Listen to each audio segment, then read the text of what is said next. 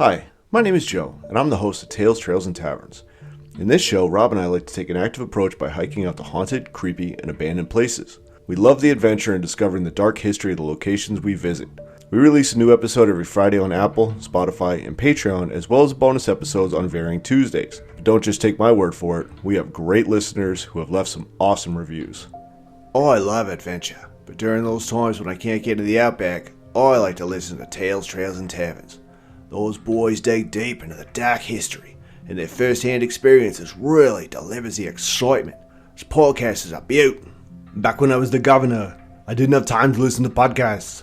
But now that I'm retired from politics, I can focus on my two passions, pumping iron and listening to Tales, Trails, and Taverns. It doesn't matter who we are. What matters is that we all listen to Tales, Trails, and Taverns.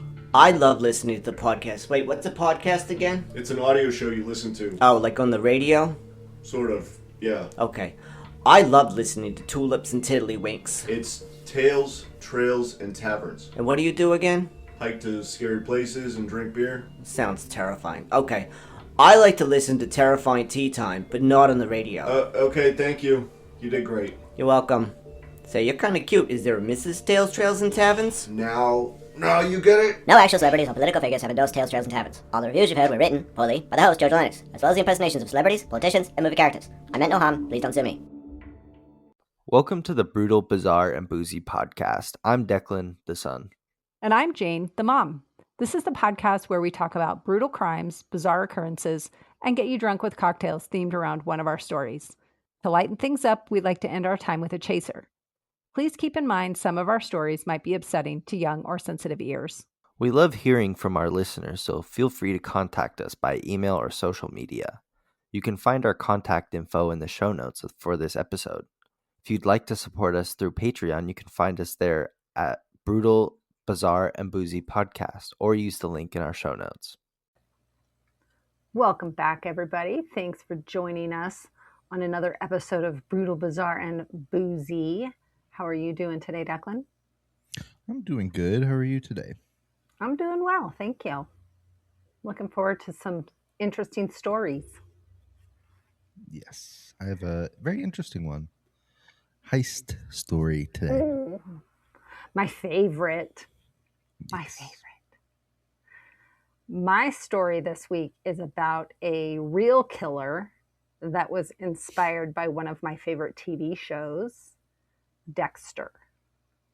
Oh, inspired by. Yes. Due to this guy's activities and interests, the media started calling him the Dexter Killer. Interesting. Yes. And although he was not a serial killer, his inspiration was a serial killer. And so the drink I brought today is called the Serial Killer. Pretty spot on. Yes. And the fact that we have covered many serial killers in the 4 years of this show, and we have never done this cocktail, shocked me. Because I was like, how have we not, like, I don't know.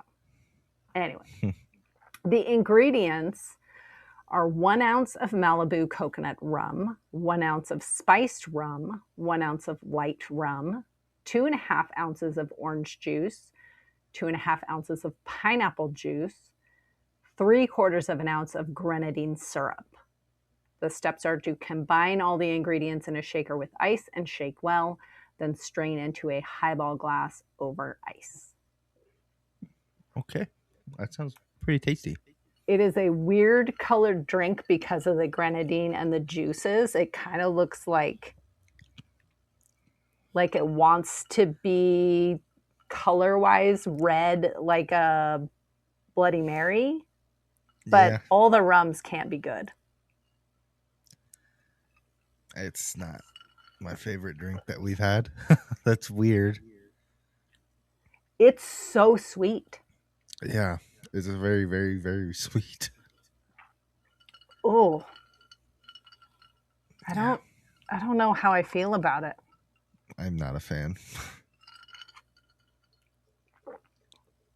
It doesn't taste bad. Fine. No, it's just so sweet. I don't. Yeah. Ugh. I don't hate it, but it is sweeter than what I would like. It tastes like something you'd get at like an all-inclusive resort, basically. Yes. Yeah. Absolutely. It tastes like something that would, yeah. They call it like the Maloha Sunshine or some shit. Something crazy. And I'm surprised that I don't hate it because it's just 3 different kinds of rum. But it's really sweet. Yeah, that's. But great. I guess all of the ingredients together are kind of sweet. I mean, Malibu is sweet, and orange juice, pineapple juice, and grenadine. It's just Malibu. Like I get a lot of Malibu in that. Very. I was trying to put my finger on it. Yeah, it's Malibu. It's the Malibu.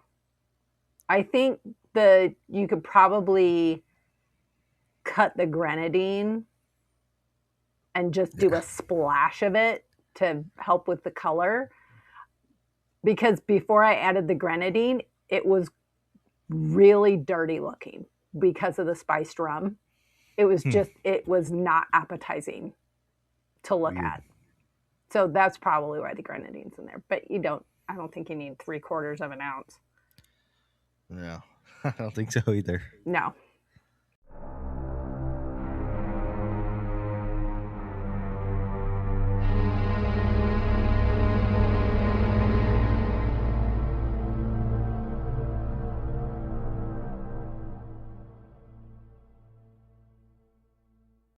Okay, let's talk about my story about Mark Twitchell. He was born on July 4th, 1979 in Edmonton, Alberta, Canada. This is the second week we've had a Canadian story. It's kind of funny. He grew up deeply interested in TV and movies and aspired to become a filmmaker. Twitchell graduated from Northern Alberta Institute of Technology in 2000 from their radio and television arts program. He wanted to make blockbuster films and become famous in Hollywood. In January 2007, he married Jess, and they eventually had a daughter together. Also in 2007, he directed a fan film for the Star Wars sagas. It was called Star Wars: Secrets of the Rebellion, but it was never released. Probably because of all of his later shenanigans. Okay. In September 2008, he began filming a short horror film called House of Cards. That movie was filmed in a garage that he rented in the south end of Edmonton. The premise of this movie surrounded a serial killer who lured his victims to a garage where he murdered and dismembered them. We're going to leave that movie information there for a minute, but keep it in mind. You have a look on your face. I feel like I've seen that movie. No. You might have seen a movie, not the movie he was filming because it was never released as well. And you're going to find out why. Okay. Because he was doing it in real life. No spoilers, Deklan.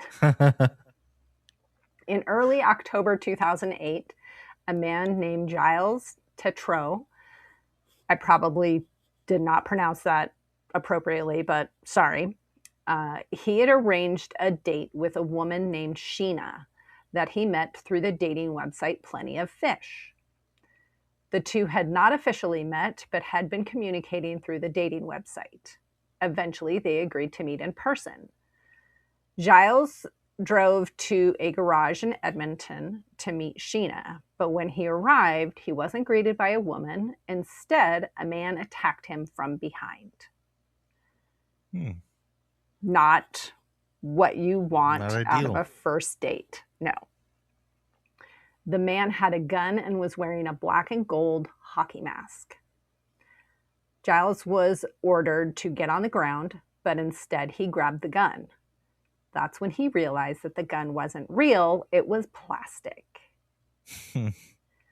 But fearing for his life, he started fighting back but he had been hit by a stun baton, so he wasn't able to fight at full strength. Like a cattle prod? They called it a stun baton. I'm not quite, but then I also saw a reference to a taser. So I don't know if it was a cattle prod or a taser or what, but he didn't know that he'd been hit by it. He just couldn't figure out why he wasn't able to fight as heavily as he thought, as strongly as he could. He managed to get away briefly, but was pulled back into the garage. He took a second attempt and managed to get away. He was more successful, got back into his truck, and drove away. When he got home, Sheena's page had been removed from the dating website. She no longer existed. Did she ever exist? No, she did not. Yeah. Feeling embarrassed about the situation, Giles did not report the incident to the police. A week later, another man arranged a date with a woman from the Plenty of Fish dating website. His name was Johnny Altinger, and he had set up a date with a woman named Jen. Or so he thought, because this can't be good. Before going to the date, he made a really smart decision, and he forwarded the directions of where he was meeting Jen. He sent the directions to a friend. Smart. Yes, very smart. And for people using dating websites, everybody should do this. Yes. Johnny's family and friends became concerned when they received an email from him claiming that the date went so well that he and Jen were headed to Costa Rica for a romantic vacation. Sure they were. Yes. John's work also received an email resigning from his job. Okay. Which, of course, I mean, best first date ever, that you just are like, I'm leaving everything behind and going to Costa Rica and not telling anyone other than in an email. After receiving the emails, his friends entered John's apartment. It looked as if he had just left and was planning to return soon. There were dirty dishes and no indication that he had packed anything for a long trip to another country. Most notably, his passport was still at home. So, how are you going to get to Costa Rica without your passport?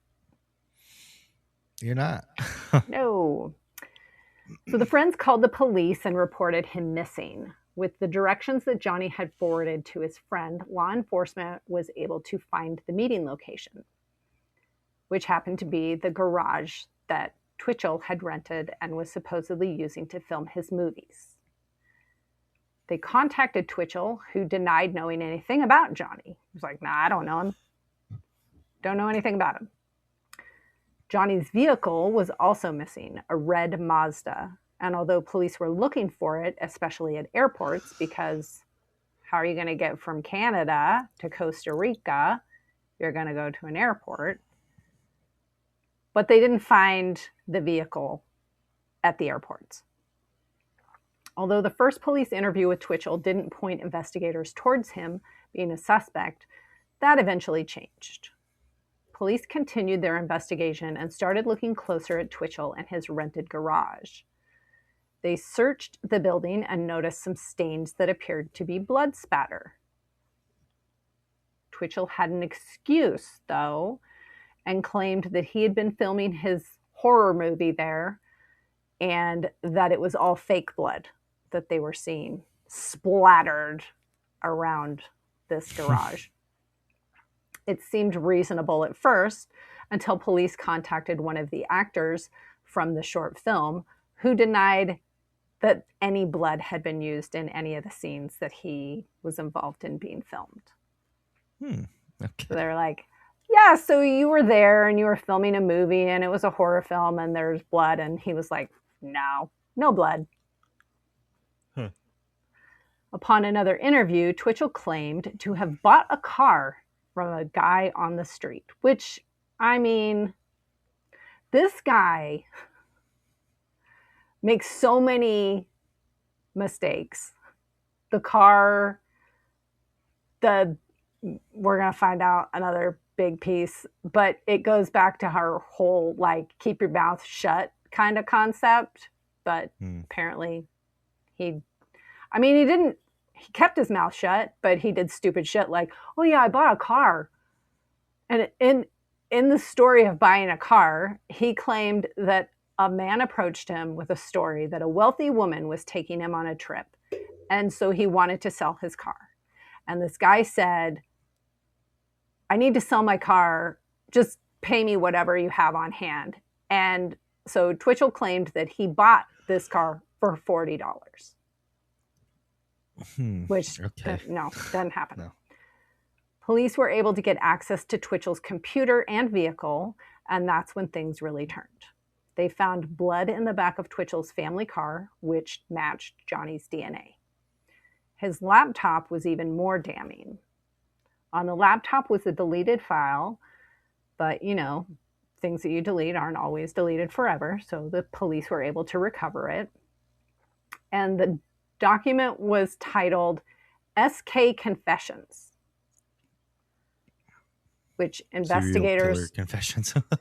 Exactly. Okay. Yeah. Police, it didn't take a genius to figure out that SK could stand for serial killer. And the contents of that file were pretty bad. The document starts... Serial killer related. Right. It was basically like a diary, but we'll get to that. The document starts with the phrase, "This story is based on true events. The names and events were altered slightly to protect the guilty. This is the story of my progression into becoming a serial killer." End quote. Jesus Christ. This guy's psycho. Yeah, he probably put it in the trash on the laptop and was like, it's gone for good and they'll never find it. Ha ha ha ha. Yeah, they found it. Yeah. The file goes on to tell the story of a serial killer who chronicled his planning, an unsuccessful first attempt, and a second attempt that did end up in murder. It explained how the killer wore a hockey mask during the attacks. And after luring a victim to his garage through a fake online dating profile, the narrator described dismembering the body and attempting to conceal the crime by placing the body parts in trash bags, then depositing them in a sewer. It detailed how the garage was set up with plastic sheeting on the walls, a large barrel, cleaning supplies, restraints, and which weapons were used. The narrator described preparing the garage before the attack, a detail investigators noted closely resembled the kill room that was featured in the television series Dexter. Twitchell claimed that the document was a screenplay and it was all fiction. He's like, no. It's just creative writing. It's not real. However, police believed it was Twitchell's diary of murder. Because the documents referenced a man who got away, police turned to the media asking for the victim to come forward. They detailed the missing person case and showed the black and gold hockey mask. That mask was what caught Giles's attention. He was the first guy that didn't report it to the police. He recognized that hockey mask from his own attack. He went to the police and gave them all the details, which matched the details given in the confessions document about the man that got away. Based on the confessions document and the blood found in Twitchell's car, the presumption was murder, not a farce. Screenplay defense sounds a lot like a relative that we know. Right. Yeah. Although, to my knowledge, none of our relatives have killed anyone. That we know of. Exactly. Twitchell was arrested for Johnny's murder, even though they didn't have a body. Eventually, Twitchell did lead police to Johnny's remains. Twitchell pleaded not guilty to the murder and stuck to his screenplay story regarding the SK confessions document. During the trial, it was repeatedly referenced that Twitchell had a fascination for the show Dexter, which eventually led to him being called the Dexter Killer. He claimed, it's not bad enough that he was like, no. The confessions thing was a screenplay and it was all fake. And yes, I might have hurt this guy, but it was in self-defense. That was his claim.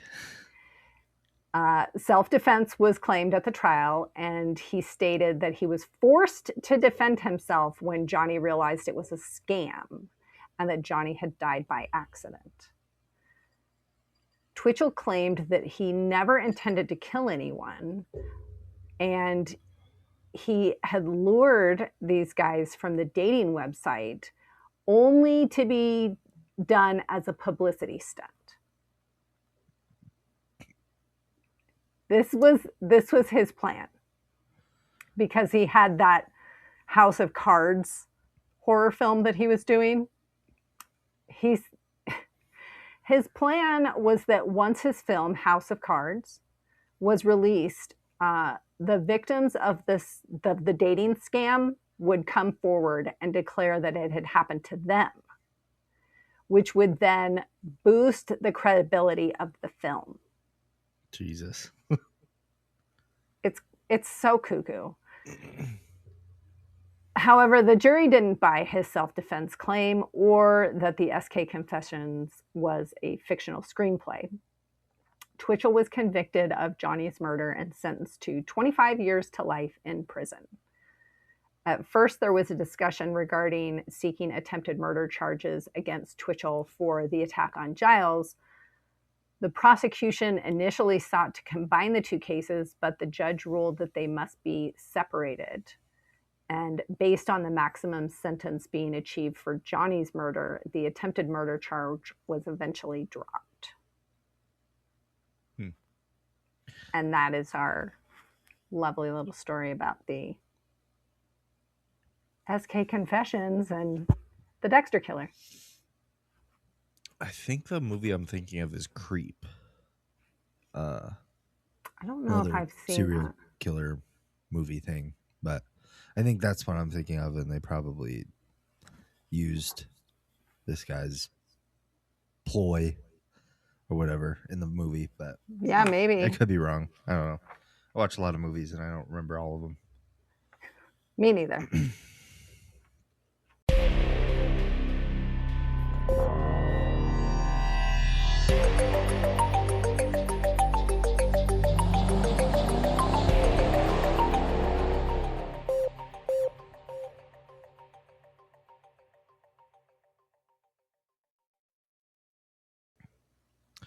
Okay, let's talk about Ronnie Biggs. Ronald Biggs was born in Stockwell, London on August 8th, 1929. As a child during the Second World War, he was evacuated to Flitwick. In 1947, at age 18, Biggs enlisted in the Royal Air Force. He was dishonorably discharged for desertion 2 years later after breaking into a local chemist shop. Ooh. 1 month after that, he was convicted of stealing a car and sentenced to prison. On his release, Biggs took part in a failed robbery attempt of a bookmaker's office in Lambeth, London. During his incarceration in HM prison Wandsworth, he met Bruce Reynolds, who was the mastermind behind the largest train robbery at the time. Ooh, train robbery. Yes. But this isn't the Wild West. This is in England. Oh. Okay, yes. After his third prison sentence, Biggs tried to go straight and trained as a carpenter. In February 1960, he married 21-year-old Chairman Brent Powell in Swang and the daughter of a primary school headmaster. They had in total 3 sons together. In 1963, Biggs, who needed money to fund a deposit on the purchase of a house for his family, happened to be working on the house of a train driver who was about to retire. Driver had been variously identified as Stan Agate, or because of his age, Old Pete or Pop was the names he went by. Okay.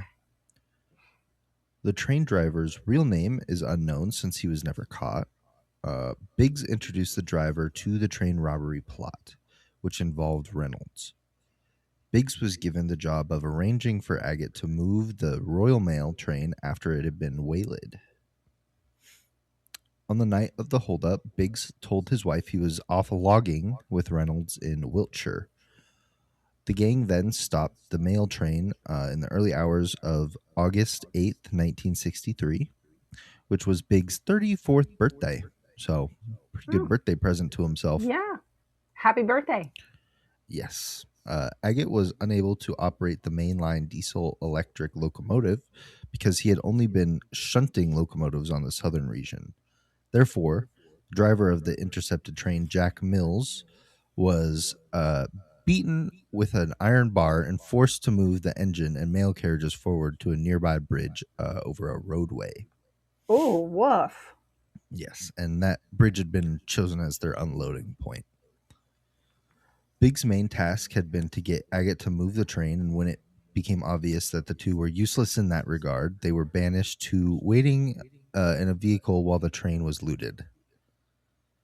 When the men had unloaded 120 of the 128 mail bags from the train with Reynolds' allotted timetable and returned to the hideout in Leatherside Farm, various sources show that the robbery yielded the participants $2.6 million, or about $47.5 million today. Ooh, Big share. In the mail? In the mail, yeah. In the... I'm assuming, I didn't see like what it was, but it's probably stocks and bonds and shit. Or when you think of train robberies, that's usually what they're going for, is like paper bonds. And maybe they were doing like, since it was the 60s, maybe they sent the like payroll through the mail.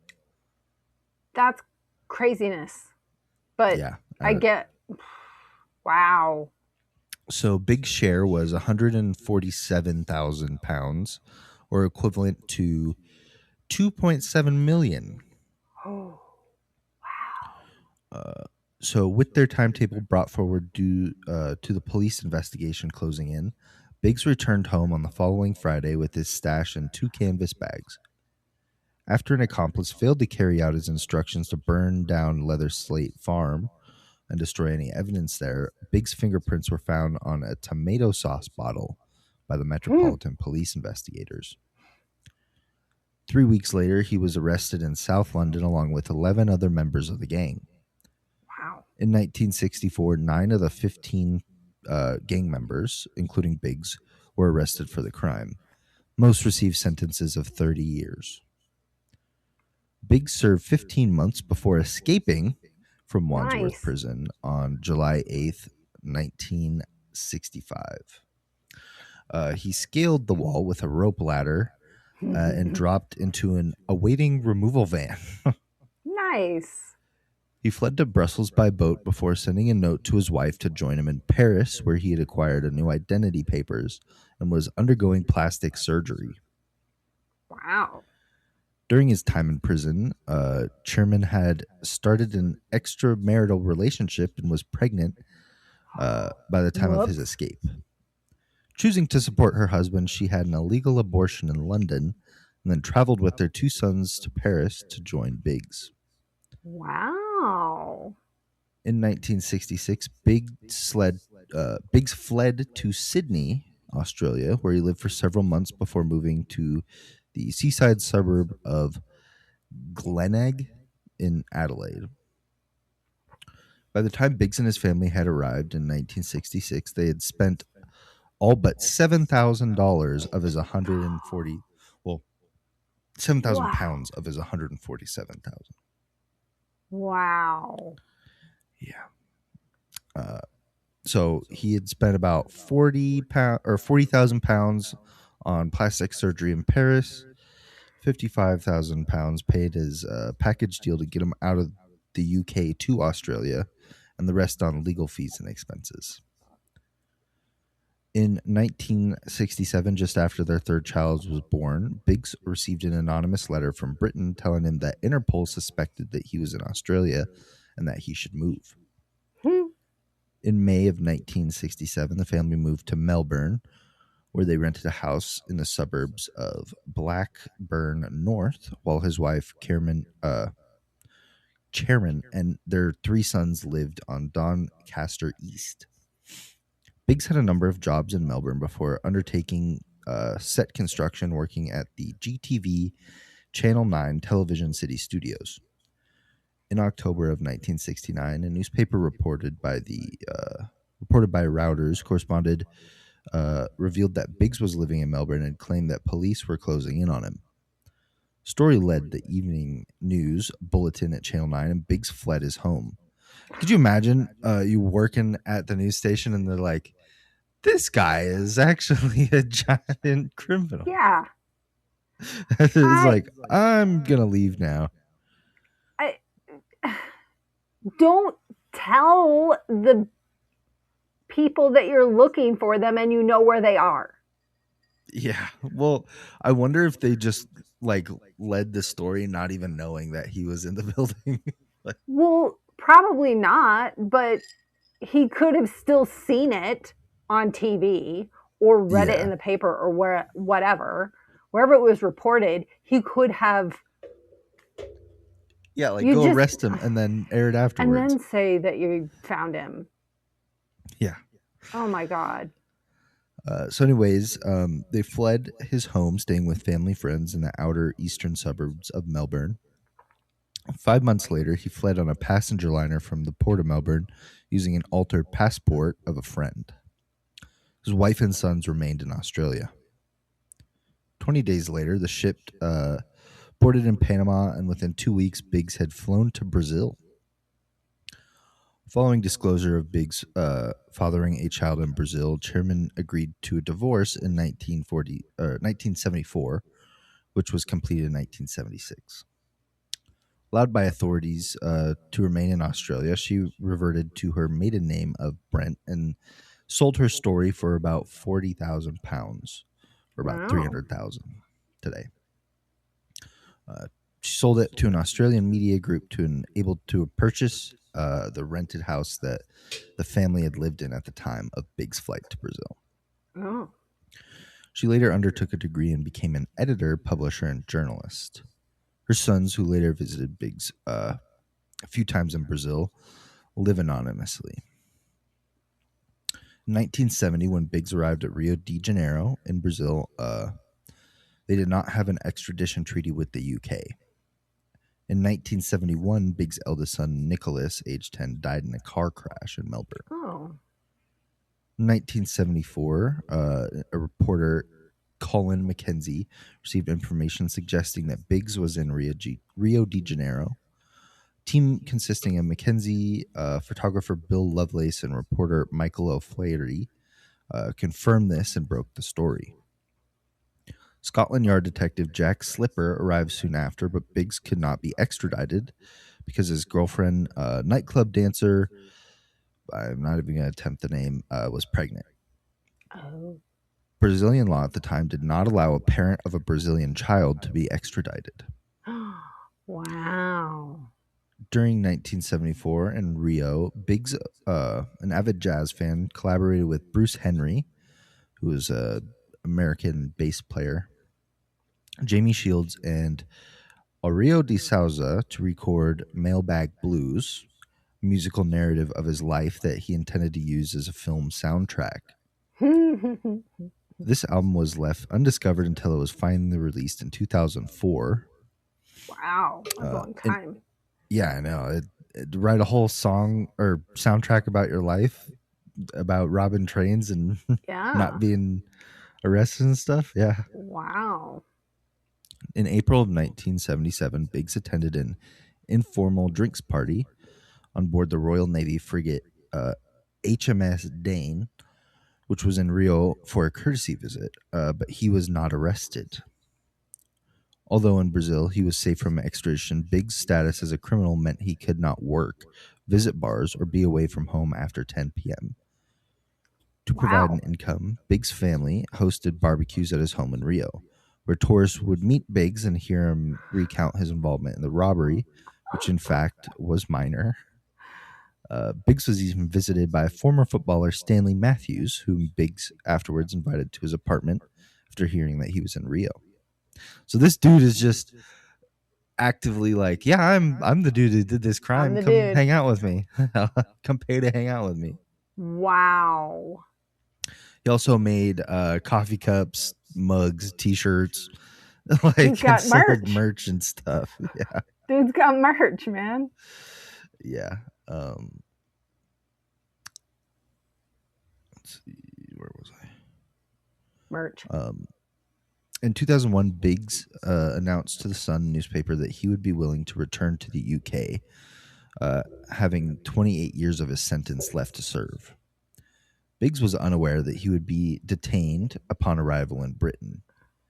His trip back to Britain on a private jet was paid for by the Sun newspaper, which purportedly paid Michael Biggs £20,000 plus other expenses.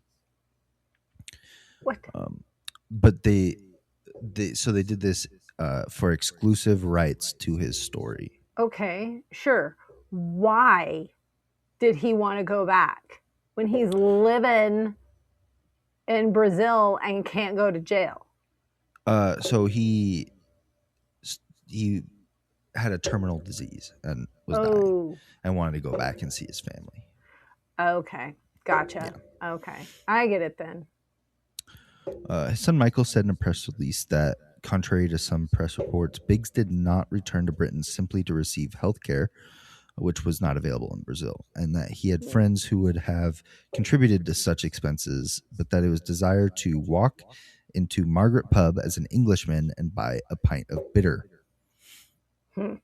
So he was sick of living in Brazil, basically. Yeah.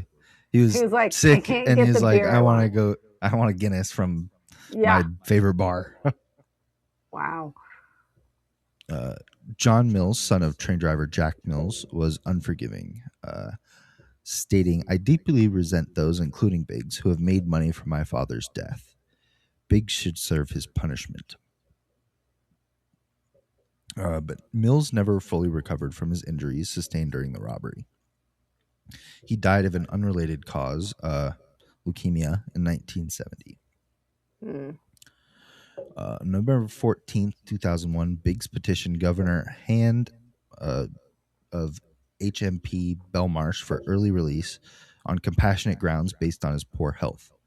He had been treated 4 times at the Queen's Elizabeth Hospital in London in less than 6 months. His health was deteriorating rapidly, and he asked to be released into the care of his son for his remaining days. The application was denied. On August 10th, 2005, it was reported that Biggs contracted MRSA. His representative seeking for his release on grounds of compassion said that their client's death was likely to be imminent. On October 26, 2005, Home Secretary Charles Clarke declined his appeal, stating that his illness was not terminal. But on July 4th, 2007, he was officially moved from the prison to the care of his son under compassionate grounds. In January 2009, a series of strokes were said to have rendered him unable to speak or walk. His son Michael had also claimed that the parole board might bring the release date forward on July 13th of that year. But it had been reported that he had taken to hospital from his cell at Norwich prison, suffering from pneumonia. This was confirmed the following day by his son. On April 23rd, 2009, the parole board recommended that Biggs be released on July 4th, having served a third of his 30-year sentence. On July 1st, Straw did not accept the parole board's recommendation and refused parole, stating that Biggs was wholly unrepentant. Later that month, actually, July 28th, he was readmitted into the hospital with pneumonia. So he's just going in and out all of July, basically, into the hospital and trying to get paroled, basically. Wow.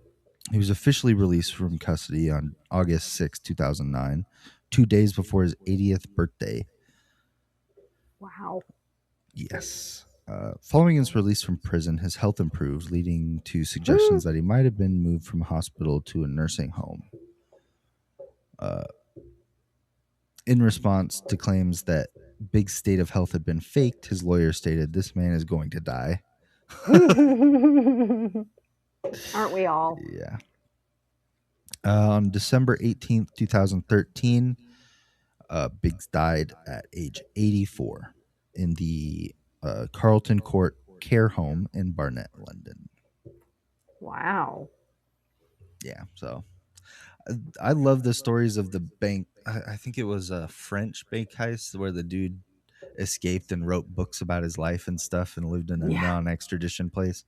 I love those stories of robbers who are able to get, even though he didn't really do much, he kind of fucked up the robbery and was forced to be in timeout in the car. But timeout. You're on timeout from this bank robbery or this train robbery. Wow. Yes. Do you have a chaser? Ooh. Nope. Go ahead. Go first. My chaser is new season of Tires is out on Netflix. One of my favorite shows. It's very funny. If you haven't watched the first 2 seasons, then go ahead and do that. But it's a very funny show, and I recommend it for everybody. If you like laughing. It is a good show. It is a good show. I like it. Yes. What's your chaser, Mom? My chaser is a watch recommendation as well for the movie The Dink on Apple. Oh, with yeah. Jake Johnson and Ed Harris and a bunch of other people. But it's a pickleball movie. Yes, which sounds weird, but it's really funny. It is really funny. It's really funny. Yes. So recommend that. It's super cute. All right. Well, I think that brings us to the end of today's episode. Thanks for listening, everybody. Yes, thank you. All right. Love you, Mom. Love you too. Bye. Hey, friends. Thank you for supporting our podcast. Please share our show with your brutal and bizarre friends. Give us a Boozy follow on your favorite podcast platform. If you're feeling extra generous, we'd appreciate a 5-star rating or review as well. But maybe do that sober so all the letters are in the right place. You can find all our contact information in the show notes. We love hearing from you, and if you're interested in helping us stock the bar for our future Boozy episodes, you can find our Patreon link in the show notes as well.